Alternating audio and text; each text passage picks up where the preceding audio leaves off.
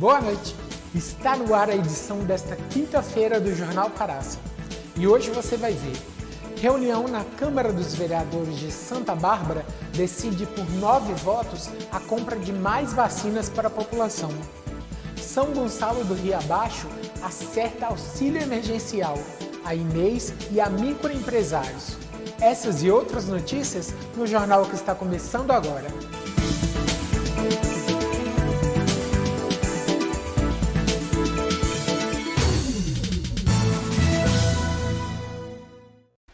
E vamos de notícia boa para a nossa cidade.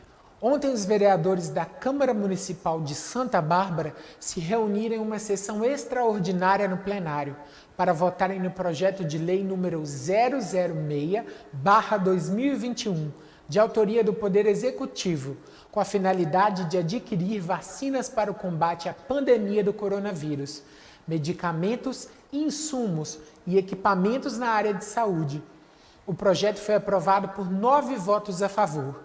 2 representantes do Legislativo estavam ausentes, Hélio e Rod.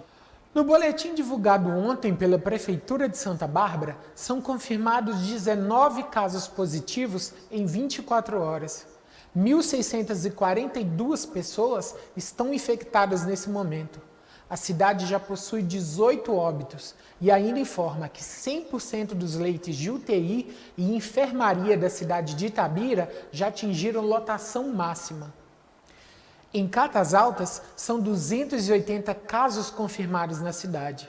56 estão em investigação, 5 óbitos. Em Barão de Cocais, são confirmados 48 casos desde o último boletim divulgado pela Prefeitura da cidade. Ao todo, foram 2.230 pessoas infectadas com o Covid desde março de 2020. 28 pessoas estão hospitalizadas no momento. 15 estão no município e 13 fora dele. A cidade confirmou 28 óbitos causados pela doença.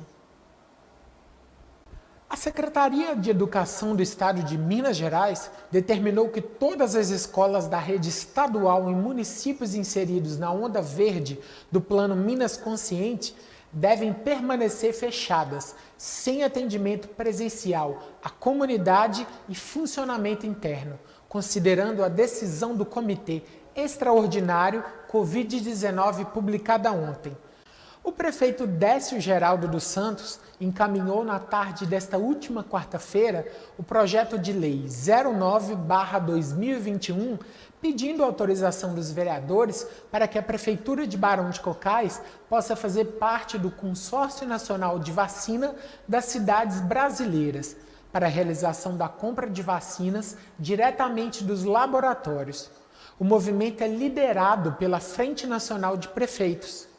A participação da cidade no consórcio não é uma garantia que o município receberá as vacinas com agilidade e maior quantidade, já que depende da demanda das fabricantes.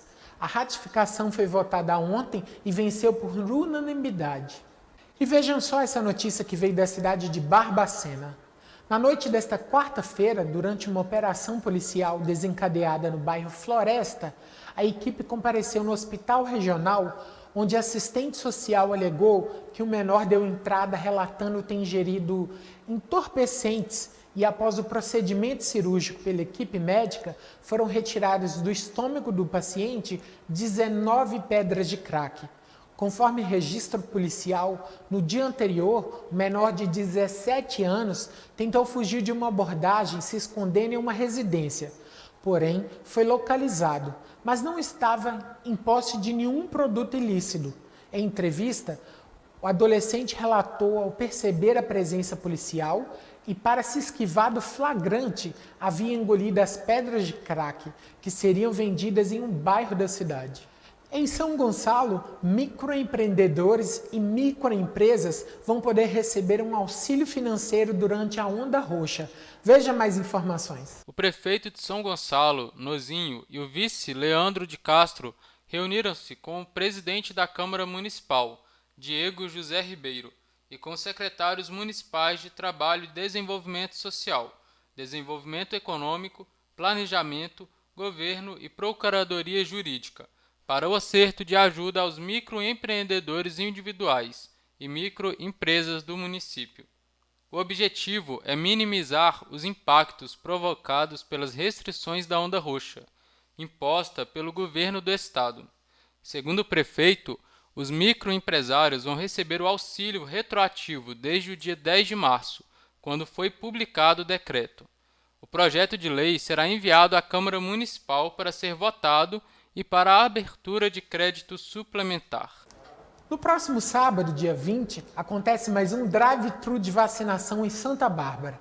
Agora é a vez dos idosos de 79 a 81 anos de idade receberem a vacinação contra o coronavírus em frente à portaria do Comap. Os idosos podem comparecer ao local entre 8 da manhã e 1 hora da tarde, levando CPF e comprovante de residência. E o cartão de vacina. Todos os dias nós temos noticiado mais e mais o agravamento da situação em relação ao coronavírus. E mesmo assim, muitas pessoas ainda não se conscientizaram do quão a pandemia tem nos afetado. Hoje vamos exibir mais um relato de um jovem que passou pela infecção, perdeu alguém e ainda sente pelas pessoas que não entenderam a que ponto do caos estamos.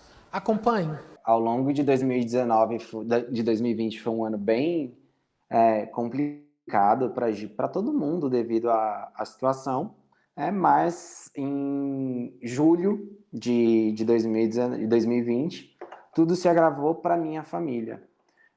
Eu tive o primeiro caso de Covid na família, que foi a minha mãe. Ela começou a apresentar alguns sintomas básicos que pareciam de uma gripe.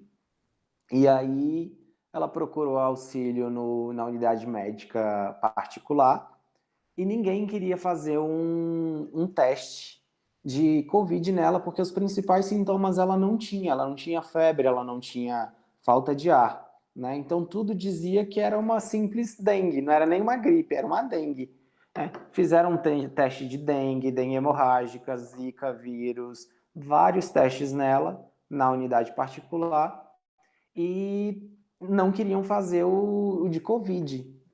A minha mãe tinha 61 anos, né, nesse período, e aí o quadro dela veio se agravando dentro de casa, mas a todo instante sem apresentar os principais sintomas.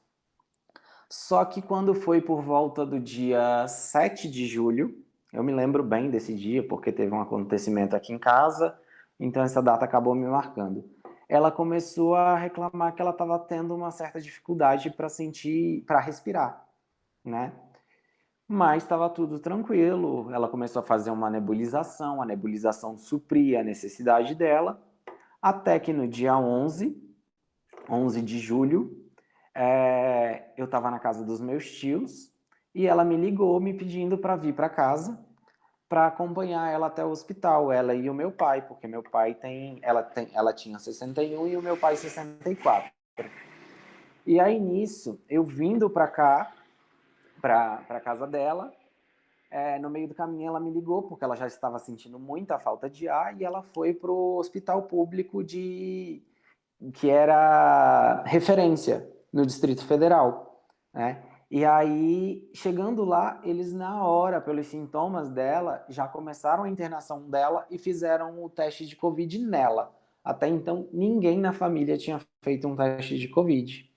E minha mãe era uma mulher que tomou todas as precauções possíveis. Ela não deixava os 45 primeiros dias, ela não deixava a gente nem chegar na porta de casa. Ela fez estoque de comida para a gente não ter que precisar sair. Então ela tomou todos os cuidados necessários. Ela fazia máscara para a gente, fazia máscara para dar para os vizinhos, porque ela também costurava, então ela tinha sempre muito tecido.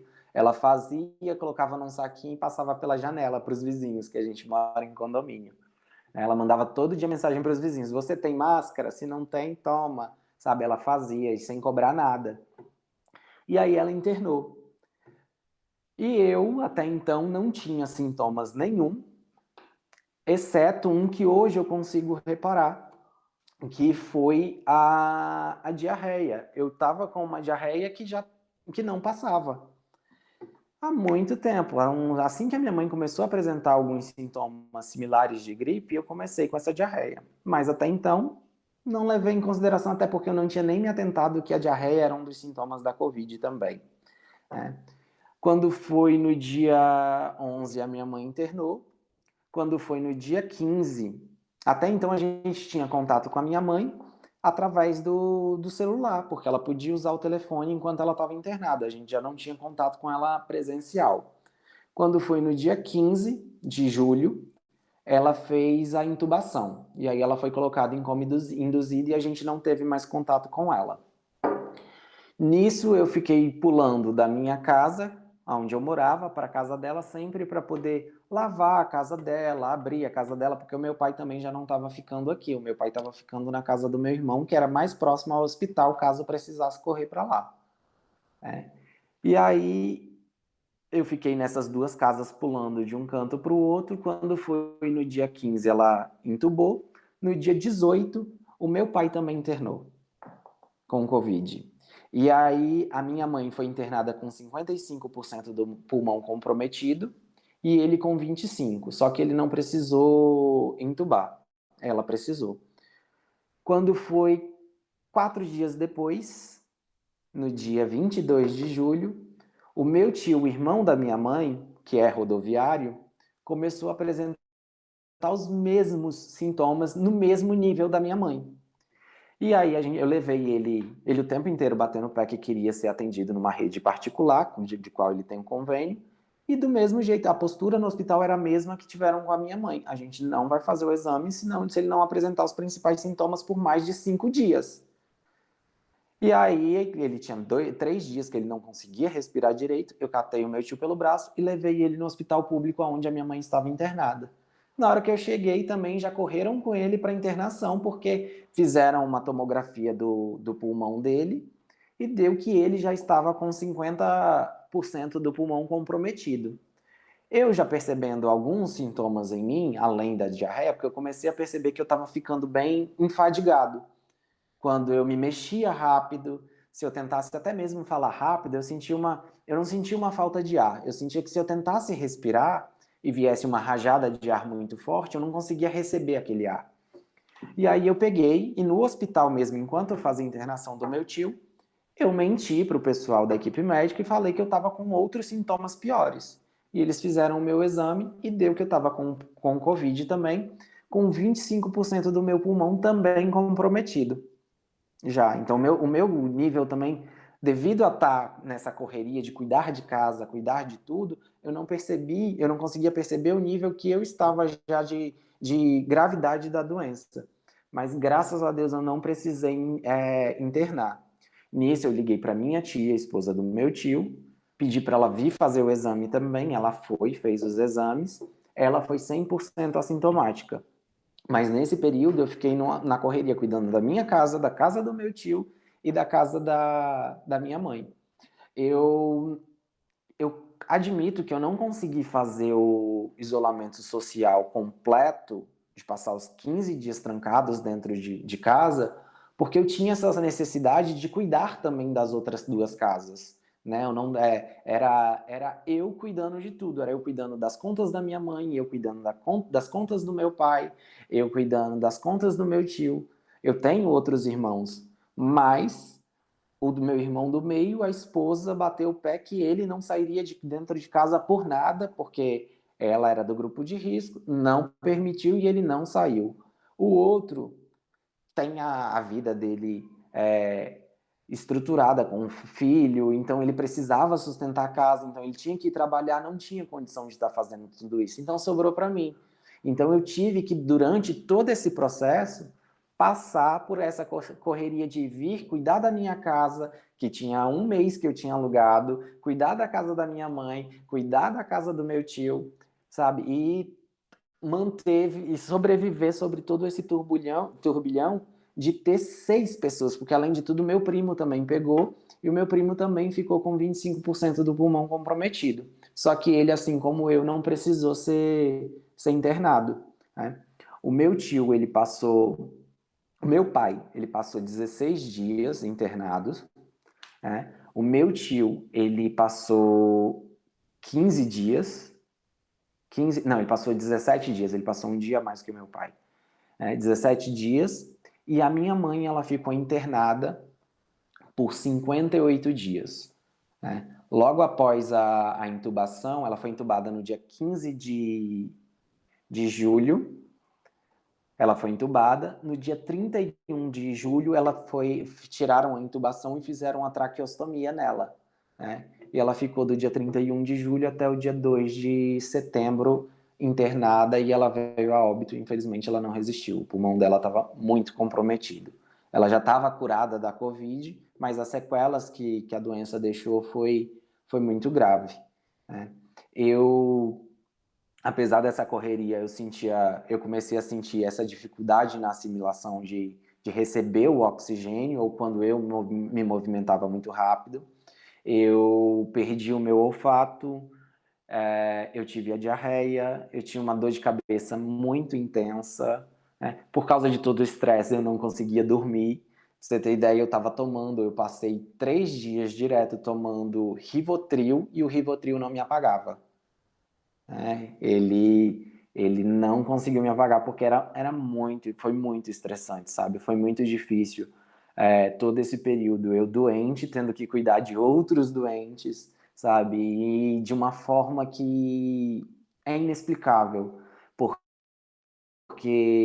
você não pode ver, você não consegue nem mesmo ter notícias, porque a equipe médica passa um médico cuidando dos pacientes. Esse médico ele passa as informações do quadro clínico do paciente para outro médico e esse outro médico vai ligar para a família para dar notícia, para um membro da família para dar notícia uma vez ao dia, né? Então é muito complicado mesmo esse período de doença. Então, quando alguém perto de mim fala, eu tô com Covid, eu já fico desesperado, porque vem toda a minha história na cabeça, vem tudo isso, e aí eu tento da minha maneira também ajudar, porque eu sei que eu não posso estar com contato, porque eu já tive, mas o período que até então a gente sabe que é de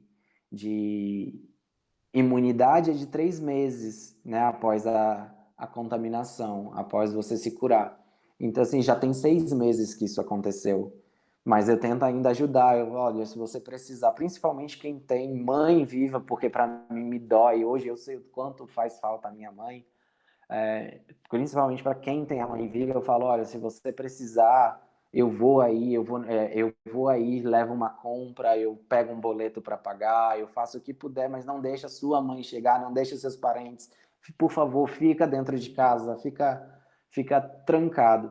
Por mais que eu não tenha sido rígido no meu período de isolamento social, porque eu tinha que cuidar das pessoas, eu tento cuidar para quem precisa fazer, não disseminar, porque assim, mesmo tendo essa locomoção, eu tinha todos os cuidados. Por exemplo, eu não vinha de um lado para o outro de ônibus, porque eu não tenho habilitação, então eu sempre pedia um Uber, aí eu colocava 2 máscaras, o meu vidrinho de álcool estava sempre ali do lado, janela do Uber aberta. Eu sempre perguntava na hora de solicitar a corrida se o carro tem aquele plástico de proteção dividindo o motorista do passageiro. Se não tinha, eu cancelava a corrida para solicitar que tivesse, né, para tentar respaldar a pessoa que ia fazer a minha locomoção, porque, querendo ou não, todo mundo é responsável pelo próximo. A gente tem que pensar nisso, né? E hoje me afeta muito ver o momento que a gente está vivendo, né? Eu hoje moro na casa que era da minha mãe. Essa casa ela fica no Valparaíso de Goiás, na divisa entre Brasília e Goiás. E aí, assim, aqui no Goiás está muito complicado. Hoje, ontem mesmo, a gente recebeu o anúncio, o aviso, de que tudo está fechando às 8 horas, entre 6 e 8 horas da noite, né? O que não é essencial está fechando às 6, o que é essencial está ficando até às 8. Depois disso, só se for o essencial do essencial que está ficando, né? Então, assim, está muito complicado. Aqui em Minas também. Entramos na onda roxa e Só funciona até as 8. Depois das Uhum, 8, tudo fechado. Temos o né? toque de recolher. Hum. Aqui, por ser em torno do DF, a gente se espelha muito, as diretrizes do Goiás se espelham muito no posicionamento do DF. O DF ele já está em lockdown desde o dia 1º de março, né, só funcionando os serviços essenciais de 10 às 5 da manhã, e agora foi estendido até o dia 22, né, que era para ter terminado agora no dia 16, ter acabado, mas se estendeu até o dia 22, agora é esperar para ver, porque aqui está crítico.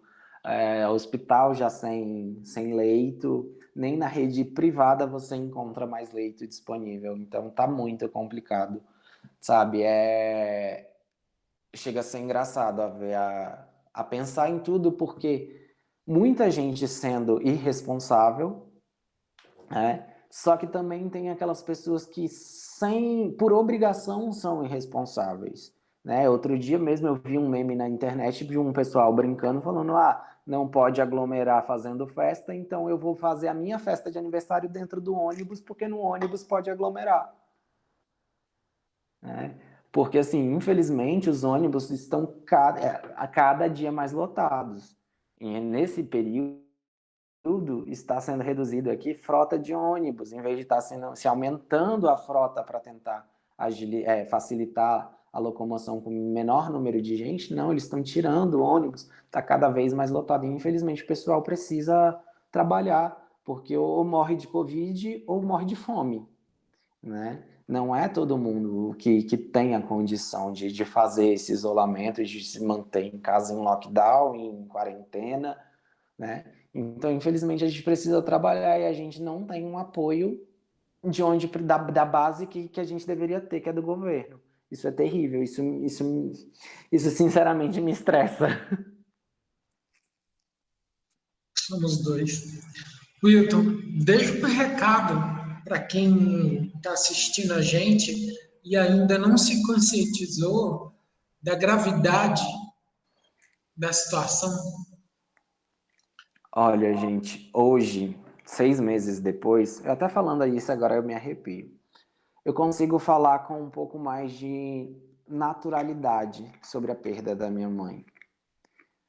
Mas eu não desejo para ninguém essa perda, essa dor da perda, sabe? Seja de mãe, de pai, de irmão, de amigos, porque é, é dilacerador você saber que a pessoa que você ama, que você gosta, que você tem uma afinidade, tá partindo, talvez por irresponsabilidade sua, porque em alguns momentos eu cheguei a cogitar que pudesse ter sido eu que passei para minha mãe, mas analisando depois todo o contexto, eu vi que não fui eu que passei para minha mãe, né? A minha mãe, ela pegou num descuido, num pequeno descuido, em que ela necessitou ir no hospital fazer um exame porque ela achou que ela estava com um sangramento na urina.